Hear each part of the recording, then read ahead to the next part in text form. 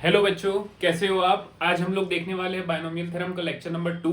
इसके पहले हमने लेक्चर नंबर 1 किया है जिसमें हमने बायनोमियल थ्योरम को समझा था। उसमें r प्लस वन टर्म कैसे फाइंड करते हैं वो देखा था। उसके बाद हमने देखा था कि नंबर ऑफ टर्म्स कैसे फाइंड करते हैं। ये लेक्चर जो लेक्चर नंबर 1 था हमारा, अगर आपको इसको डिटेल में देखना है तो मैं ये डाल दूंगा लिंक इसकी, आप लोग देख सकते हैं। आज हम लोग आगे बढ़ेंगे और देखेंगे कि बायनोमियल थ्योरम पे कौन से ऐसे फैक्ट्स होते हैं जो हमें जानना जरूरी है, सो दैट कभी अगर हमारे सामने कोई क्वेश्चन आता है एग्जाम में तो वो क्वेश्चन हम लोग अटेम्प्ट कर सके। ठीक है, तो देखो मैंने कुछ फैक्ट्स लिखा है यहाँ पे जो बेस है किस पे, बायनोमियल थ्योरम के ऊपर। मैंने क्या है, सबसे पहले बायनोमियल थ्योरम का एक्सपेंशन लिखा है x plus A to the power n का, ये एक्सपेंशन होता है। इसके ऊपर कुछ कुछ फैक्ट्स है जिसपे बेस्ड हम लोग आज क्वेश्चन सॉल्व करने वाले। पहला फैक्ट देखो क्या है, constant term is the term in the constant term is the term in which exponent of the variable is zero. ठीक है, अगर ये बायनोमियल एक्सपेंशन की बात करें और क्वेश्चन आता है कि इसका कांस्टेंट टर्म को दूसरी लैंग्वेज में बोलते हैं हम लोग इंडिपेंडेंट टर्म। ठीक है, तो कभी कांस्टेंट टर्म के ऊपर पूछेगा, कभी इंडिपेंडेंट टर्म के ऊपर पूछेगा। तो अगर कांस्टेंट टर्म या इंडिपेंडेंट टर्म फाइंड करने बोलता है इस बायनोमियल थ्योरम का, तो आप कैसे करते हो, आप देखते हो वो वाला टर्म जिसमें वेरिएबल का जो एक्सपोनेंट है वो क्या है, जीरो। फर्स्ट क्वेश्चन हम लोग कुछ स्टार्टिंग के क्वेश्चन इसी कंसेप्ट पे करेंगे। आगे देखो क्या बोल रहा है, rth term from end, E N D वाला एंड है ये, is N minus R plus tooth term from the beginning. अब एग्जाम में ऐसा क्वेश्चन भी आ सकता है आपके सामने कि एक एक्सपेंशन दिया हो और वो बोल रहा है उसका अर्थ टर्म मतलब कोई भी term, fifth term, 10th term, 15th term and so on. वो अगर कोई टर्म फाइंड करने बोल रहा है बट कहां से, एंड से, पीछे की तरफ से, तो आप उसकी जगह क्या कर सकते हो, आप n minus R plus tooth term find कर सकते हो। तो आपको वही टर्म मिलेगा बट कहां से मिलेगा, वो बिगिनिंग से, स्टार्टिंग से। ठीक है, तो इसके ऊपर भी क्वेश्चन देखेंगे कि ये वाला जो कंसेप्ट है इसको यूज करके हम क्वेश्चंस को कैसे सॉल्व कर सकते हैं। देखो जैसे फॉर एग्जांपल इसको थोड़ा और अच्छे से समझने चाहे हम लोग, तो x plus A whole square का एक्सपेंशन क्या होगा, X square plus 2xa plus A square, ये होगा। ठीक है, अब आपको बोला जा रहा है कि अर्थ टर्म जैसे कि फॉर एग्जांपल मैं बोलूं आपको सेकेंड टर्म फ्रॉम एंड क्या होगा। ठीक है, तो second term from the end क्या होगा, ये तो यहाँ पे दिख रहा है। एग्जांपल मैंने इसलिए ऐसा लिया कि आपको क्लियर हो जाए कि इसका मतलब क्या है। आपको बोला जा रहा है सेकेंड टर्म फ्रॉम एंड क्या होगा वो फाइंड करो, तो आप उसकी जगह क्या करोगे, n कितना रहेगा, ये बायनोमियल थ्योरम का एक्सपोनेंट कितना है, 2 माइनस क्या बोला है, सेकेंड टर्म बोला है तो ये भी 2 आएगा, प्लस 2 और यहाँ पे लग जाएगा th। तो 2 माइनस 2 तो गया, तो क्या बचा, 2 बचा।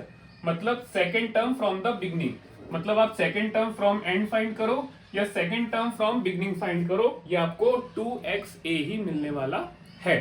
ठीक है, तो ये होता है इसका मतलब। इसके ऊपर क्वेश्चन बनते हैं और अच्छे क्वेश्चन बनते हैं जो हम लोग सॉल्व करने वाले। उसके बाद देखो क्या होता है, आपसे पूछा जाता है कि मिडिल टर्म क्या होगा इस बायनोमियल एक्सपेंशन का। तो मिडिल टर्म कैसे निकालते हैं, मिडिल टर्म मिलता है हमें n से। अगर n इवन है तो मिडिल टर्म क्या होगा, n/2 प्लस 1th टर्म जो होगा वो होगा मिडिल टर्म। ये भी एग्जांपल में देखेंगे हम लोग। आगे क्या बोल रहा है, अगर n ऑड है, इफ n इज ऑड, तो मिडिल टर्म कौन सा होगा, n प्लस 1/2th टर्म जो होगा, और n प्लस 3/2th टर्म जो होगा, ये दोनों मिडिल टर्म होंगे। एक चीज याद रखना, n अगर इवन ऑड है तो ऑड में 2 मिडिल टर्म मिलते हैं, और n अगर इवन है तो तब उस सिचुएशन में एक ही मिडिल टर्म मिलता है, किसका, इस बायनोमियल एक्सपेंशन का। ठीक है, लास्ट में देखो क्या बोल रहा है वो, लास्ट में बोल रहा है the coefficient of x1 to the power n1 into x2 to the power n2 and so on xm to the power nm in the expansion of x1 plus x2 plus so on xm to the power n। हाँ, अब देखो क्या है यहाँ पे, इसका क्या मतलब है, ये इतना बड़ा एक्सपेंशन का क्या मतलब है। यहाँ पे जो बायनोमियल एक्सपेंशन है इसमें नंबर ऑफ टर्म्स कितने हैं, ये फर्स्ट टर्म हो गया और ये सेकंड टर्म हो गया, 2 टर्म है। अब अगर नंबर ऑफ टर्म्स बढ़ जाए, m टर्म्स हो जाए, m कुछ भी हो सकता है, 10 टर्म्स हो जाए, 15 हो जाए, 20 हो जाए, कितने भी हो जाए, तो ऐसे सिचुएशन में अगर उसका एक्सपोनेंट n है और उसमें पूछ रहा है कि किसी पर्टिकुलर टर्म का कोएफिशिएंट फाइंड करो, किसी पर्टिकुलर टर्म को कोएफिशिएंट फाइंड करो, तो वो क्या होगा, वो होगा ये n फैक्टोरियल, मतलब जो एक्सपोनेंट था वो ऊपर लिखेंगे, अपॉन जो यहाँ पे वेरिएबल के एक्सपोनेंट थे उनको सारा फैक्टोरियल में लेना है मल्टीप्लीकेशन में, n1 factorial into n2 factorial into and so on m factorial. ठीक है, तो ये जो है ये नंबर ऑफ टर्म्स जब बाइनोमियल एक्सपेंशन में बढ़ जाते हैं और उसमें फिर किसी पर्टिकुलर टर्म का कोएफिशिएंट फाइंड करने बोलता है तो हम वहां पे ये वाला जो कंसेप्ट है वो यूज करते हैं। ठीक है, तो ये तो था थ्योरी पार्ट। अब ये थ्योरी जितनी हमने अभी तक पढ़े हैं, जो ये फैक्ट्स पढ़े हैं इस बाइनोमियल थ्योरम के ऊपर, इस पे हम लोग क्वेश्चन सॉल्व करते हैं सो दैट हमें ये थ्योरी क्लियर हो जाए। ठीक है, तो चलो देखते हैं कि इस पे वन बाय वन पहले इस कंसेप्ट पे क्वेश्चन सॉल्व करेंगे, फिर इस पे करेंगे, फिर इस पे करेंगे, फिर इस पे करेंगे, तो हमारी ये जो थ्योरी हमने पढ़ी है वो हमें अच्छे से लर्न हो जाएगी। ठीक है, तो चलो देखते हैं क्वेश्चन। तो चलिए स्टार्ट करते हैं फर्स्ट एग्जांपल से। ये जो फर्स्ट एग्जांपल है, हमने जो कंसेप्ट पढ़े थे 4 कंसेप्ट बाइनोमियल एक्सपेंशन पे, उसमें जो फर्स्ट कंसेप्ट था उस पे बेस्ड हम लोग एग्जांपल कर रहे हैं। क्वेश्चन देखो क्या है, the ratio of the coefficient of x to the power 15 to the term independent of x। ठीक है, to the term independent of x, ये जो बात चल रही है किसकी बात चल रही है, कांस्टेंट टर्म की। इंडिपेंडेंट ऑफ x कौन सा टर्म होगा, जो टर्म कांस्टेंट होगा। अब कांस्टेंट टर्म का मतलब क्या है, जहां पे वेरिएबल का एक्सपोनेंट क्या हो, 0 हो। ठीक है, तो इसका मतलब समझ गए। क्या बोल रहा है, in the expansion x square plus 2x to the power 15 is, मतलब ये जो एक्सपांशन है इसमें 15th टर्म के कोएफिशिएंट और कांस्टेंट टर्म के कोएफिशिएंट का जो रेशियो है वो क्या होगा, ये क्वेश्चन वो पूछ रहा है। ठीक है, तो अब देखो कोएफिशिएंट का रेशियो तो हम लोग बाद में निकालेंगे, पहले तो हमारा कंसर्न ये है कि x टू द पावर 15 और x टू द पावर 0 ये वाले टर्म हमें कैसे मिलेंगे। पहले हमारा कंसर्न क्या है कि ये वाले बाइनोमियल एक्सपेंशन में हम ऐसा क्या यूज कर सकते हैं कि हमें x टू द पावर 15 मिल जाए और x टू द पावर 0 वाले ये वाले टर्म मिल जाए। ठीक है, तो सबसे पहला हमारा टारगेट तो वही रहेगा कि x टू द पावर 15 और x टू द पावर 0 वाले टर्म फाइंड कर ले। टर्म मिल गए तो उनके कोएफिशिएंट मिल जाएंगे, कोएफिशिएंट मिल गए तो कोएफिशिएंट का रेशियो ले लेंगे, तो हमें जो चाहिए वो मिल जाएगा। और वो ऑब्वियसली कहां से आएगा, ये चारों ऑप्शन में से। ठीक है, तो सबसे पहले देखो 15th टर्म और कांस्टेंट टर्म ये निकालने के लिए हम क्या करेंगे, हमने फर्स्ट लेक्चर किया बाइनोमियल थ्योरम का, उसमें हमने देखा था, उसमें हमने क्या देखा था कि r प्लस 1th टर्म का फॉर्मूला होता है, जनरल टर्म फाइंड करने के लिए एक फॉर्मूला होता है tr plus 1 is equal to NCR x to the power n minus r into a to the power r। ठीक है, अब यहाँ पे n क्या होता है, n होता है इसका एक्सपोनेंट, तो यहाँ पे n कितना है लिख लो, हमारे पास जो n है वो 15 है, ये जो दिख रहा है यहाँ पे जिसको फाइंड करना है हमें, इसको आप कंपेयर करोगे x plus a to the power n से, इसको किससे कंपेयर कर रहे हो, उसके स्टैंडर्ड फॉर्म से। तो यहाँ पे n कितना मिल जाएगा 15, x कितना मिल जाएगा हमें, x मिल जाएगा हमें x स्क्वायर के बराबर, और a कितना मिलेगा हमें, a मिल जाएगा हमें 2/x। तो हमने जो हमारा क्वेश्चन में एक्सपेंशन है उसको जनरल एक्सपेंशन के साथ कंपेयर किया तो हमें ये कुछ वैल्यू मिल गई, n की, x की और a की।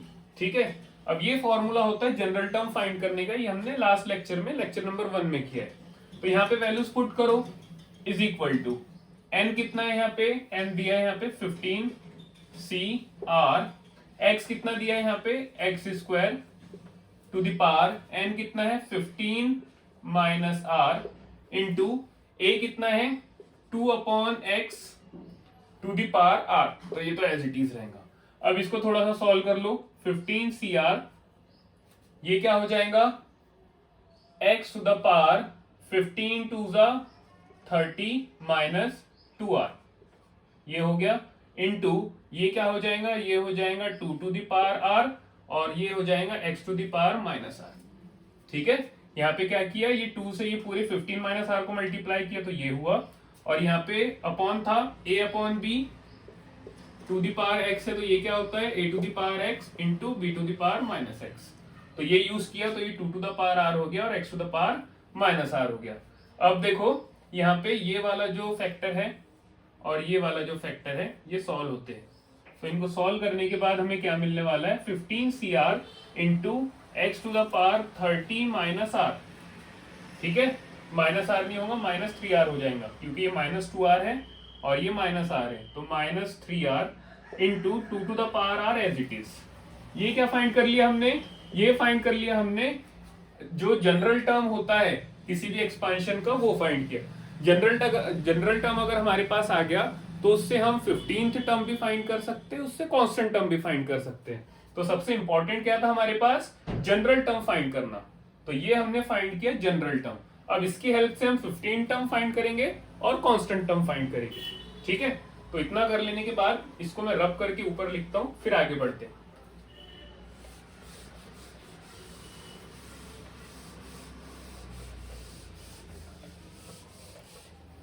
हाँ, तो ये देखो जनरल टर्म को हम लोग लिख रहे हैं यहाँ पे। ये हो गया 15 CR x to the power, ये अब जो नंबर है उसको सामने लिखता हूं, 2 टू द पावर r, और जो वेरिएबल वाला टर्म है फैक्टर है उसको मैं बाद में लिखता हूँ 30 माइनस 3r। ठीक है, तो अब आगे बढ़ेंगे यहां से आगे बढ़ने वाले हम लोग। ये आ गया जनरल। अब यहां से क्या निकालना है हमें, अब यहां से निकालना है हमें एक 15th टर्म और एक निकालना है यहां से हमें कांस्टेंट टर्म। ठीक है, अब आप खुद ही देखो 15th टर्म का मतलब क्या होगा कि यहाँ पे जो x का एक्सपोनेंट है वो 15 हो जाए, है ना।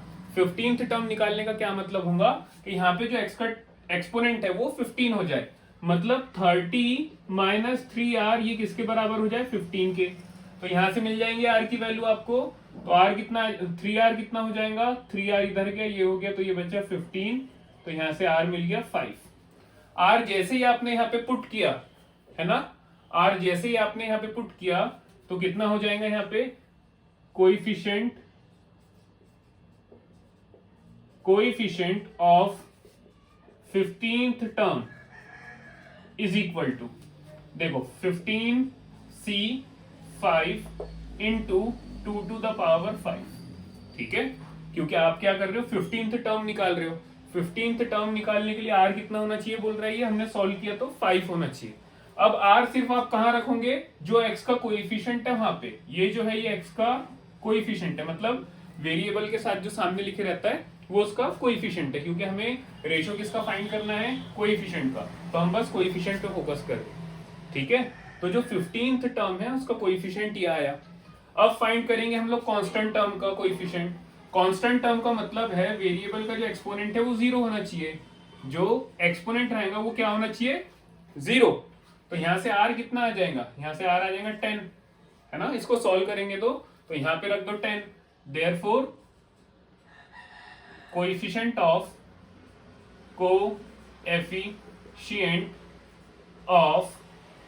Constant term is equal to क्या हो जाएगा, 15c10 into 2 to the power 10। ये दोनों क्या आ गए, कोएफिशिएंट। तो पहले तो हमने टर्म फाइंड किया, टर्म की हेल्प से हमने कोएफिशिएंट फाइंड किए। अब कोएफिशिएंट की हेल्प से हम क्या करेंगे, उनका रेशो फाइंड करेंगे।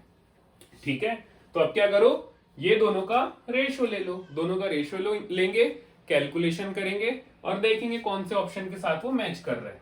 ठीक है, तो इतना कर लेने के बाद हमने क्या करना है, अब ये दोनों कोएफिशिएंट का रेशो ले लेना है।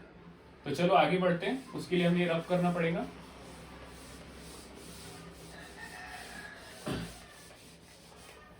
देखो, therefore the ratio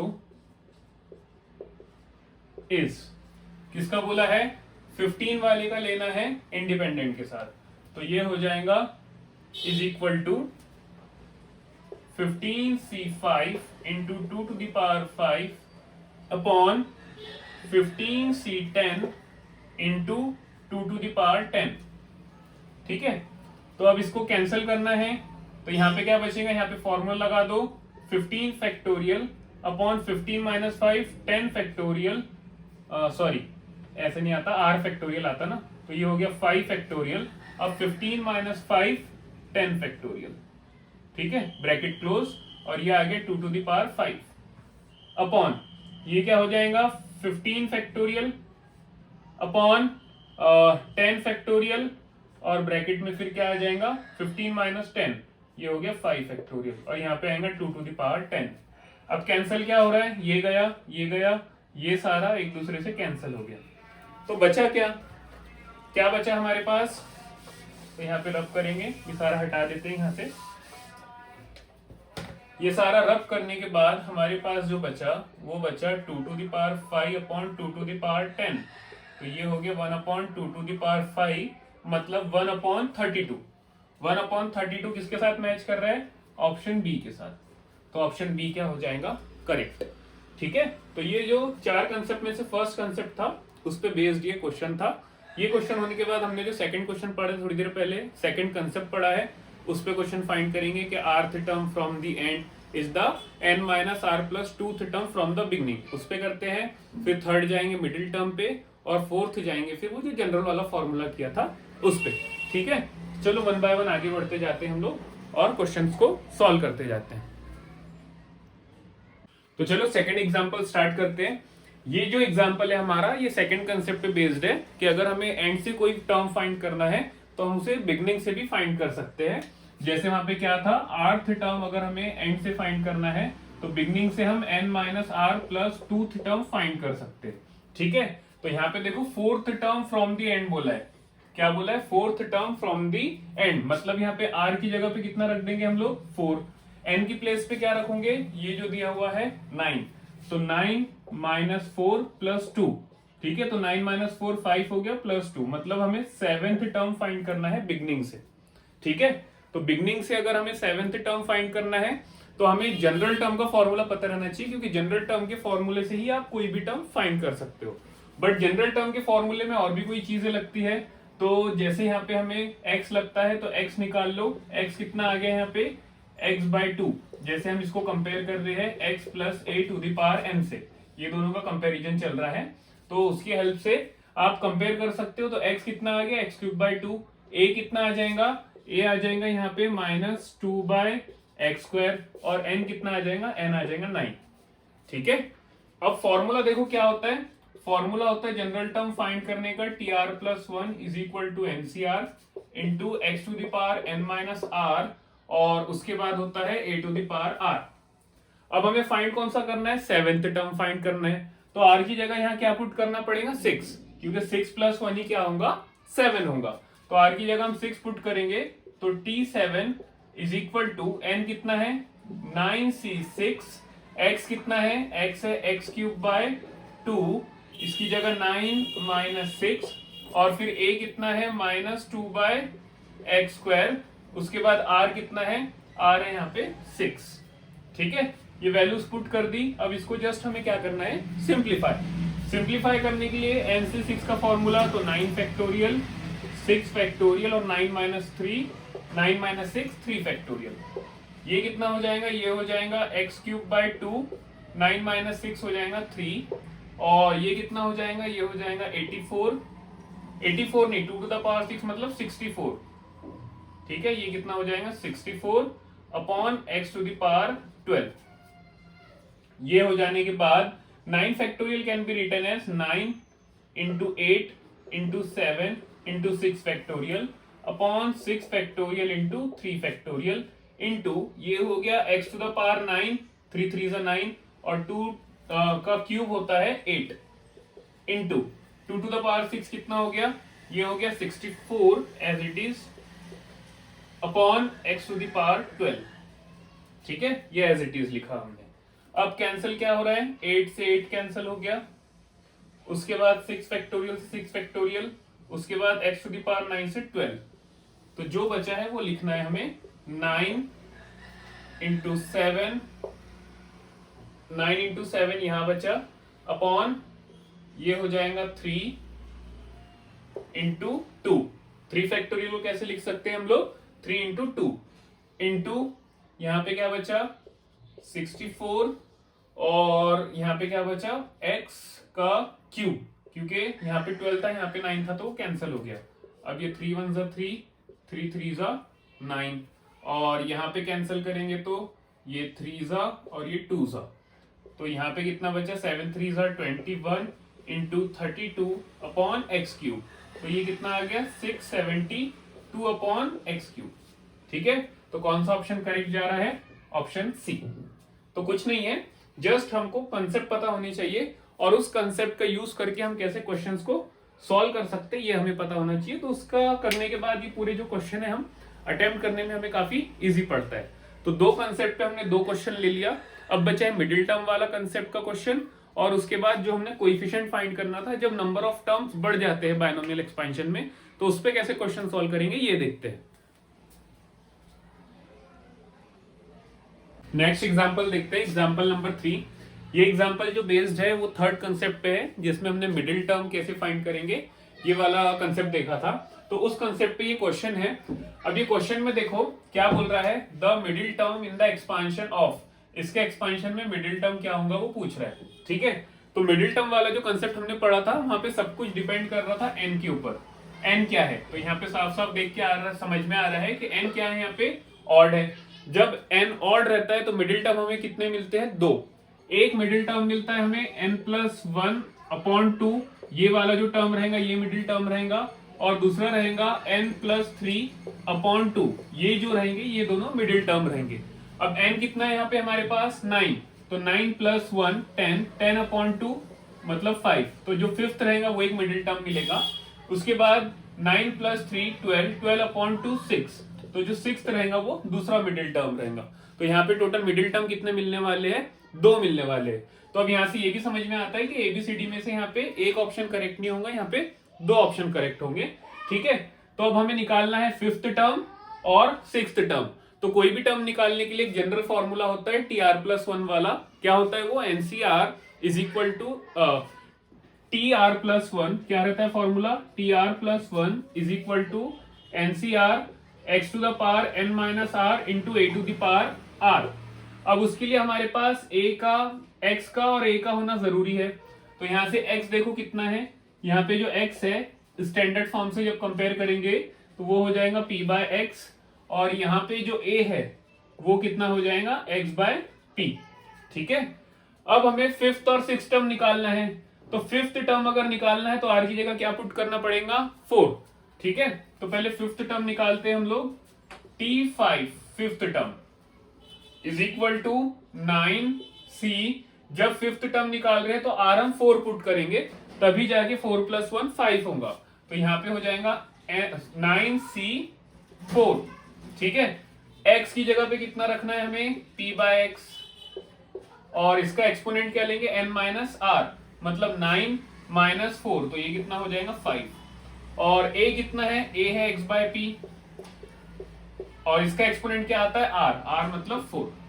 ठीक है, तो 9c4 कितना होगा, 9 फैक्टोरियल अपॉन 4 फैक्टोरियल, और फिर 9 - 4, तो ये हो जाएगा 5 factorial into p⁵, x⁵, x⁴ और p⁴, तो ये कटा। ठीक है, अब ये क्या हो जाएगा यहाँ पे 9 × 8 × 7 × 6 × 5। ठीक है, और ये 5 factorial as it is. 4 factorial को क्या लिखोगे, 4 × 3 × 2 फैक्टोरियल, और बीच में मल्टीप्लीकेशन। तो 5 फैक्टोरियल से 5 फैक्टोरियल गया, 5 फैक्टोरियल कैंसिल हो जाने के बाद 4 1 = 4, 4 2 = 8, ये भी कैंसिल हो गया। फिर ये 2 फैक्टोरियल से 2 फैक्टोरियल कैंसिल हो गया, 3 1 = 3, 3 3 = 9। ठीक है, तो ये सारा कैंसिल हो गया। यहाँ क्या बचा, यहाँ बचा न्यूमरेटर में p, क्योंकि 5 था यहाँ पे, और डिनोमिनेटर में बचा x। ठीक है, तो अब जो जो बचा उसको मल्टीप्लाई कर लो।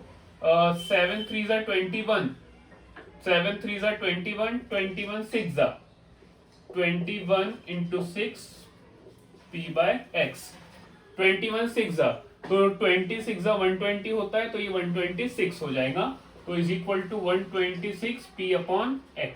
तो फिफ्थ टर्म क्या आया, 126 p/x, तो 126 p/x, मतलब यह आ गया एक ऑप्शन ए। ठीक है, उसके बाद हमने तो अभी जस्ट की फिफ्थ टर्म निकाला। अब बारी किसकी है, सिक्स्थ टर्म निकालने की, क्योंकि दो मिडिल टर्म होंगे। हमने यहाँ पे पढ़ा था ऐसी सिचुएशन में जब n ऑड हो तो नंबर ऑफ मिडिल टर्म कितने होते हैं, 2, एक n+1/2 और एक n+3/2। ठीक है, तो T5 तो निकल गया। अब बारी आती है T6 की। तो T6 देखो कैसे फाइंड करोगे, T6 अगर आप निकाल रहे हो तो यहाँ पे R पुट करना पड़ेगा 5, तो ये हो जाएगा NC5 x की प्लेस पे क्या रखना है हमें, p upon X, n minus R मतलब 9 माइनस 5, तो ये हो गया 4। और a कितना है हमारे पास, a है x बाय p, r कितना है, यहाँ पे r पुट किया हमने 5। अब इसको जस्ट हमें क्या करना है, सॉल्व। तो 9 factorial upon 5 factorial, 9 minus 4, 9 minus 5, 4 factorial into ये हो गया p to the power 4, x to the power 4, x to the power 5, p to the power 5। मतलब ये साइड में जो चल रहा है x और p में ये सारा सेम चल रहा है, ठीक है, इज इक्वल टू। अब ये जैसा यहाँ पे हुआ था, देखो सेम सिचुएशन है, 9 फैक्टोरियल ऊपर था, 5 फैक्टोरियल नीचे था, 4 फैक्टोरियल नीचे था, तो ये नंबर वाला पार्ट तो सेम आएगा। कितना आया था ये 126, और यहाँ पे कैंसिल करो, यहाँ पे कैंसिल करोगे तो ये कैंसिल हुआ, ये कैंसिल हुआ, तो न्यूमरेटर में एक x बचा, नीचे एक p बचा, तो 126x upon p, 126x upon p, तो ऑप्शन बी भी करेक्ट हो गया।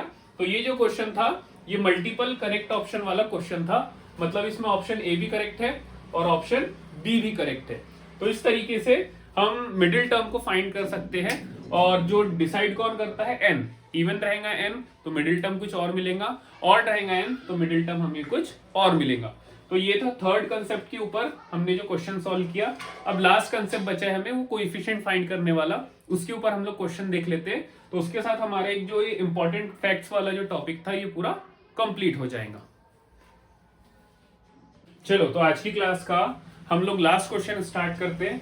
ये क्वेश्चन जो बेस्ड है ये वाले कंसेप्ट के ऊपर बेस्ड है कि अगर हमें यहाँ पे बायनोमियल एक्सपेंशन जो होता है, ये जो बायनोमियल एक्सपेंशन होता है x plus A to the power n, इसमें अगर नंबर ऑफ टर्म्स बढ़ जाते हैं, अगर ये हो जाते हैं x1 plus x2 plus so on xm to the power n, number of terms बढ़ के कितने हो गए, इसमें m हो गए, और उसका एक्सपोनेंट n है, तो ऐसी सिचुएशन में हम किसी टर्म का कोएफिशिएंट कैसे फाइंड करते हैं। तो क्या देखा था हमने, अगर हमें x1 to the power n1, x2 to the power n2 and so on xm to the power nm, इसका कोएफिशिएंट निकालना है, तो क्या होता है वो, ये जो है ये फैक्टोरियल में न्यूमरेटर में आता है, अपॉन डिनोमिनेटर में क्या आते हैं, ये सारे n's का factorial, n1 factorial into n2 factorial and so on nm factorial, ठीक है। तो ये आ जाता है किसी भी टर्म का कोएफिशिएंट। ये हम क्यों डिस्कस कर रहे हैं, क्योंकि ये क्वेश्चन ने उसी बात के ऊपर हमें क्वेश्चन पूछा है, द कोएफिशिएंट ऑफ, देखो ये x1 है ना, और इसका एक्सपोनेंट क्या हो जाएगा, n1 हो जाएगा, b क्या है, x2 है, इसका एक्सपोनेंट n2 हो जाएगा, c क्या है, x3 है, और इसका एक्सपोनेंट n3 हो जाएगा, ठीक है। n1 n2 n3 इसमें जो नंबर्स है वो सफिक्स में है। इन द एक्सपांशन ऑफ, ये क्या है, x1 x2 x3, और यहाँ पे n कितना दिया हुआ है, n दिया हुआ है 18, ठीक है। तो कैसे निकालोगे, ये फॉर्मूले का यूज करना है, हाँ ये फॉर्मूले का यूज करेंगे तो क्या आ जाएगा, देखो न्यूमरेटर में क्या आता है n, मतलब 18 फैक्टोरियल, अपॉन डिनोमिनेटर में क्या आता है n1 फैक्टोरियल मतलब 8 फैक्टोरियल, इनटू उसके बाद 6 फैक्टोरियल, उसके बाद 4 फैक्टोरियल। ये सारे काय में लिखे रहेंगे मल्टीप्लीकेशन में, है ना, क्योंकि ये दोनों को कंपेयर करेंगे तो हमें मिल जाएगा n1, ये दोनों को कंपेयर करेंगे तो हमें मिल जाएगा n2, और इन लोगों को कंपेयर करेंगे तो हमें मिल जाएगा n3, ठीक है, ये लिख दिया। अब ऐसा जिसको सॉल्व करने से पहले हम थोड़ा सा इसमें एडजस्टमेंट करेंगे, इसमें हम 14 फैक्टोरियल मल्टीप्लाई करेंगे और डिवाइड करेंगे, है ना, इस पूरे फ्रैक्शन को हम 14 फैक्टोरियल से मल्टीप्लाई और डिवाइड कर रहे हैं। तो अब देखो ये क्या हो गया, 18 factorial as it is upon 14 factorial और 4 फैक्टोरियल, ये मैंने एक साथ लिख लिया, इनटू इसमें क्या किया हमने, ये जो 14 फैक्टोरियल था इसको एडजस्ट करके यहाँ लाया और उसके बाद 4 फैक्टोरियल लिखा। अब बचा क्या, इधर बचा 14 फैक्टोरियल अपॉन, यहाँ पे क्या लिख सकते हैं आप लोग, 4 तो एज इट इज आ गया, यहाँ पे लिख दो 8 फैक्टोरियल और यहाँ पे लिख दो 6 फैक्टोरियल, ठीक है। ऐसा क्यों किया, क्योंकि देखो इसका आंसर क्या आ जाएगा, 18c14 इनटू इसका आंसर क्या आ जाएगा, 14c8, है ना, क्योंकि ये 18 फैक्टोरियल और फिर ये 14 फैक्टोरियल और 18 माइनस 14 4, और यहाँ पे 14 फैक्टोरियल और 8 फैक्टोरियल और 14 माइनस 8 6 फैक्टोरियल। तो ये कौन सा ऑप्शन में जा रहा है, ये जा रहा है ऑप्शन ए में, तो इस हिसाब से इसका ऑप्शन ए जो होगा वो करेक्ट हो जाएगा। तो ये था आज की क्लास में जो बायनोमियल एक्सपांशन था उसके ऊपर जो चीजें हमने पढ़ी थी उस पर बेस्ड क्वेश्चन। लेक्चर 2 हमारा यहीं पे कंप्लीट होता है। नेक्स्ट क्लास में मिलते हैं हम लोग न्यू लेक्चर के साथ, जिसमें हम लोग इसके आगे का पोर्शन कंप्लीट करने वाले हैं। Thank you so much.